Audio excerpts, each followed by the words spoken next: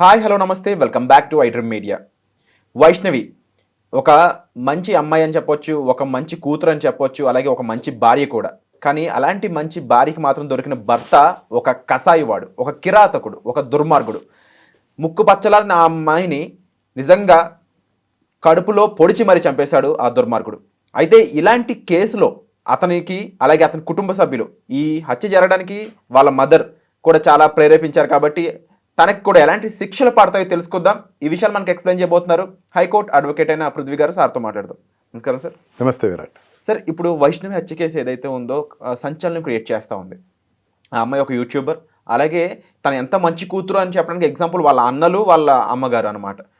ఎప్పుడూ తప్పు చేయని ఆ అమ్మాయికి తను అడిగింది కదా, సో ఎంతో కొంత వాల్యుబిలిటీ ఉంటుందని చెప్పేసి ఆ అబ్బాయిని పెళ్లి చేయడం జరిగింది. కానీ ఇలాంటి దుర్మార్గుడు అవుతాడని చెప్పేసి వాళ్ళు కూడా కనగలేదు. ఇలాంటి వ్యక్తికి ఎలాంటి శిక్ష పడుతుందంట? అడిగిన వెంటనే ఒప్పుకుంటమే కాదు, ఆ అమ్మాయి పేరున 2 గుంటలు ల్యాండ్ కూడా మాదాపూర్ ఏరియాలో పెట్టడం జరిగింది. వాళ్ళు అతను హరిబాబు ఫస్ట్ నుంచి కూడా కట్నం తీసుకోలేదు అనేది మా ఇంట్లో ఒక లోటు కనపడుతుంది అని చెప్తే వెంటనే ఒక 2 గుంటల ల్యాండ్ కొని ఆ అమ్మాయి పేరును పెట్టడం జరిగింది. వైష్ణవి వాళ్ళ పేరెంట్స్ వైజ్గా చూసుకుంటే వాళ్ళు ఫుల్ ప్లెడ్జ్గా వాళ్ళ ఏదైతే ఇవ్వాలో ఏదైతే చేయాలో అంతా కూడా వాళ్ళు చేశారు. First and foremost thing, love marriage చేసుకుంటాక వచ్చింది. వాళ్ళ ఇంట్లో ఒప్పుకోవాలి, హరిబాబు వాళ్ళ ఇంట్లో ఒప్పుకోవాలి. వీళ్ళ ఇంటికి వచ్చిన తర్వాత పెద్ద మనుషులు చేసుకుని మేము చేస్తామని చెప్పేసి చేసుకుని ఇల్లరికం కూడా తీసుకొచ్చి ఇంట్లో పెట్టుకుని, ఐ థింక్ వైష్ణవి కాకుండా 2 అన్నలు కూడా ఉన్నారు. వాళ్ళు కూడా సహృదయంతో చెల్లికి కావాల్సినటువంటి సంబంధం ఇది మనం ఒప్పుకోవాలి అని ఒప్పుకుని అతన్ని ఇచ్చి పెళ్లి చేసి ఇంట్లో పెట్టుకుంటాం, ఆశ్రయం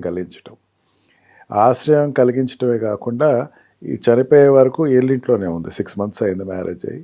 ఎక్కడ కూడా వాళ్ళ అత్తగారింటికి వెళ్ళటం, అక్కడ వాళ్ళు తోటి ఉండాలి. యాక్చువల్ జనరల్గా ఏం చేస్తారంటే పెళ్ళైన తర్వాత అత్తగారింట్లో ఉంటారు, అది సపరేట్ లైఫ్ ఉంటారు. అట్లా కాకుండా మొత్తం కూడా డిపెండెంట్ అనమాట. హరిబాబు కూడా వీళ్ళ ఇంట్లోనే ఉంటా ఇక్కడి నుంచే తన ఆఫీస్కి వెళ్ళటం ఎంత చేస్తున్నాడంటే వాళ్ళ ఓపెన్నెస్ అర్థమైపోతుంది, వాళ్ళ తప్పు లేదు అన్నది మనం ఈజీగా గెస్ చేయొచ్చు. ఇప్పుడు 304B అన్నది ఈ వరకట్నపు చావులో జనరల్గా ఇస్తారు. అంటే ఎవరైనా సరే శిక్ష వేయాలి అన్నప్పుడు సస్పీషియస్ డెత్ అని చెప్పేసి అంటారు. సస్పీషియస్ డెత్ వితిన్ 7 years, పెళ్ళైన 7 సంవత్సరాల లోపల ఏదైనా అనుమానాస్పదంగా చనిపోయి ఉంటే కనుక దాన్ని వరకట్నపు చావు కింద ట్రీట్ చేసి దాన్ని ఒక 10 years పనిష్మెంట్ ఇవ్వటం అనేది సెక్షన్ ప్రొవిజన్లో ఉంది. ఇది అమెండ్ అయింది యాక్చువల్గా, ప్రీవియస్ లేదు. ఇదివరకు ప్రీవియస్ అంతా కూడా ఉంటే కనుక మర్డర్ కేసు అయి ఉండేది, లేకపోతే కనుక ఈ ఏదైనా అబెట్మెంట్ ఫర్ సూసైడ్ అయి ఉండాలి, లేకపోతే అబెట్మెంట్ ఫర్ మిగతా పారామీటర్స్ ఉండేది. అమెండ్ అయ్యి ఏమైందంటే 304B అన్నది ఇంట్రడ్యూస్ అయిన తర్వాత 7 సంవత్సరాల లోపల అంటే ఏదైనా డెత్ అయి ఉండొచ్చు, అది వరకట్నం కోసం అయినా ఉండొచ్చు. అంటే డెత్ సస్పీషియస్ అయితే సరిపోద్ది, అంతేగాని చనిపోయినట్టు 100% సాక్ష్యాలు చూపించక్కల్లా. అంటే చంపేయడానికి కొన్ని కారణాలు ఉంటాయి. చంపేయడానికి కారణం ఏంటంటే మనకి ఇచ్చినటువంటి పినల్ కోడ్స్లో ఇచ్చిన రీజన్ ఏంటంటే క్లియర్ కట్ మోటివ్ ఉండాలి, ప్రిపరేషన్ ఉండాలి, అటెంప్ట్ ఉండాలి. అది అటెంప్ట్ కంప్లీట్ అవ్వాలి. ఆ మోటివ్ అన్నది ఏమవుతుంది, చంపాలన్నది మోటివ్ కాదు, ఏదో హింస పెడితే చనిపోయి ఉండొచ్చు. కానీ దాన్ని కూడా వరకట్నం హింస కింద తీసుకుని వరకట్నపు చావు కింద తీసుకుని 304B అనేది పెట్టడం జరిగింది మన దాంట్లో. అంటే మీరు చెప్పే విషయం అర్థం చేసుకుని కొంచెం భయంకరంగా ఉంది. ఎందుకంటే చంపాలని ట్రై చేయలేదు, హింస పెట్టాలి అంటే టార్చర్ చేశాడు అమ్మాయి. అంటే ఒకటి వైష్ణవి కొంచెం పక్కన పెడతాం విరాట్. శిక్షలు అడుగుతున్నారు కాబట్టి చెప్తున్నా. జనరల్గా ఏంటంటే ఒక మర్డర్ కేసులో ఏంటంటే మర్డర్ ఎప్పుడు అవుతుందంటే చంపాలన్న ఉద్దేశంతో ఒక ప్రిపేర్ అయ్యి అటెంప్ట్ చేసి చంపేస్తే అది 100% మర్డర్ అవుతుంది. ఓకే, లేకపోతే దాని కల్పుల్ హోమ్సైడ్ అవుతుంది. అంటే ఏదో ఆవేశంగా ఆ టైంలో చేశారు, శిక్ష తగ్గిపోద్ది. అంటే మర్డర్ కేసు అయితే హ్యాంగింగ్ పనిష్మెంట్ ఉంటుంది, లైఫ్ ఇంప్రిజన్మెంట్ ఉంటుంది. లేకపోతే లైఫ్ ఇంప్రిజన్మెంట్ అయితే మాత్రమే ఉంటుంది. ఇంకా వేరియేషన్ తగ్గుతూ ఉంటుంది అనమాట. ఇప్పుడు ఆకలితో చంపేసేటువంటి కేసెస్ ఉంటాయి, కొంతమంది తిండి పెట్టకుండా ఇంట్లో పెట్టేయటం, దాని మళ్ళీ మర్డర్లోకి రాదు. అందుకని ఎన్నిటిని ఆలోచించి ఏం చేశారంటే 7 సంవత్సరాల లోపల ఏ రకమైనది, ఇప్పుడు హ్యాంగింగ్ చేసుకుంటూ ఉంటారు. అమ్మాయి హ్యాంగ్ చేసుకుని చనిపోతుంది. ఎటువంటిది రాయదు అమ్మాయి, ఎటువంటి చీటీలు రాయకుండా సూసైడ్ చేసి చనిపోతుంది. లేకపోతే కిరోసిన్ పోస్ట్ చనిపోయింది అనుకుందాం. వాళ్ళు ఎల్బీస్ ఉండవు, అంటే దాంట్లో సాక్ష్యాలు దొరకవు, కానీ దానిని వరకట్నపు చావు కిందే తీసుకోవాలి అన్నది 304(b)లో ఇచ్చినటువంటి ఒక డిక్లరేషన్. అందుకని ఆ డిక్లమ్ గురించి చెప్పేటప్పుడు ఏంటంటే ఇది ఏదైనా వరకట్నం హింస అవుతుంది. కానీ ఇక్కడ వైష్ణవి దగ్గరికి వచ్చేసరికి ఆ కేసు పెడతారు, మర్డర్ కేసు కూడా పెట్టేస్తారు.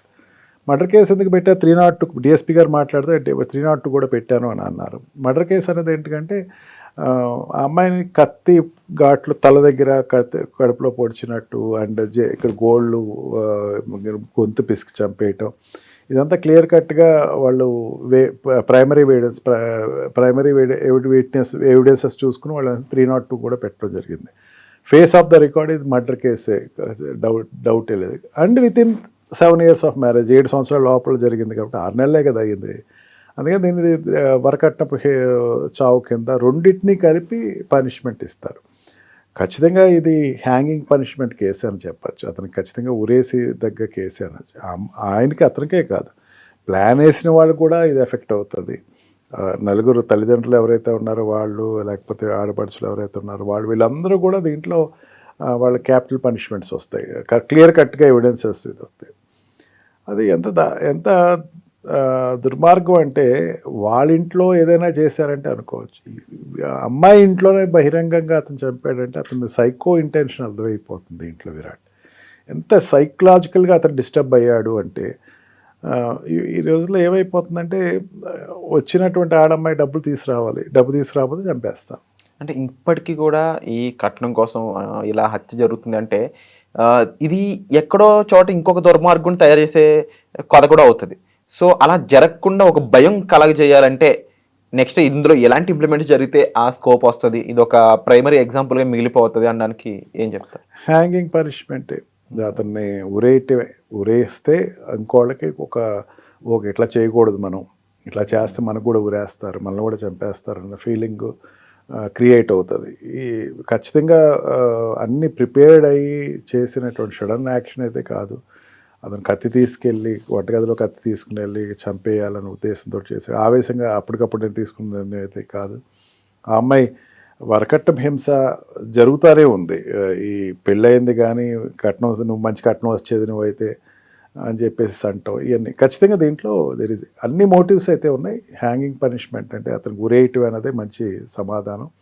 ఇటువంటి కేసులు ఇంకా జరగకుండా ఉంటే పునరావృతం కాకుండా జరుగుతాయి. మీరు చెప్పినట్టు తప్పకుండా మన న్యాయ వ్యవస్థ అలాంటి ఇమీడియట్ యాక్షన్ తీసుకోవాలని అయితే మనస్ఫూర్తిగా కోరుకుంటున్నాం సార్. ఎందుకంటే బయట జనాలు కూడా చాలా కోపంతో ఉన్నారు, ఇటువంటి వాటి మీద ఇంత డిలే చేయకూడదని చెప్పేసి. సో ఇప్పుడు సార్ చెప్పిన విషయాలు అయితే విన్నారు కదా. ఈ కేసు దర్యాప్తులో చూసుకున్నట్టు క్లియర్గా మేజర్గా ఇక్కడ జరిగిన ఇన్సిడెంట్స్, ఆ జరిగిన ప్రాసెస్ చూసుకున్నట్లయితే ఆ పనిష్మెంట్ కూడా చాలా సివియర్గా ఉండడానికి స్కోప్ ఎక్కువ ఉంది అని అంటూ ఉన్నారు. అండ్ తప్పకుండా ఈ కేసు ఒక ఎగ్జాంపుల్గా మారిపోవాలి, వాళ్ళకి వేసే శిక్ష కూడా మిగిలిన వాళ్ళు ఎలాంటి తప్పులు చేయాలంటే భయం కలిగించే విధంగా ఉండాలని నేను అనుకుంటున్నాను. సో తప్పకుండా మీరేమనుకుంటున్నారో మన కామెంట్ సెక్షన్లో మెన్షన్ చేయండి. వచ్చే ఎపిసోడ్లో మళ్ళీ కలుద్దాం. Thank you so much.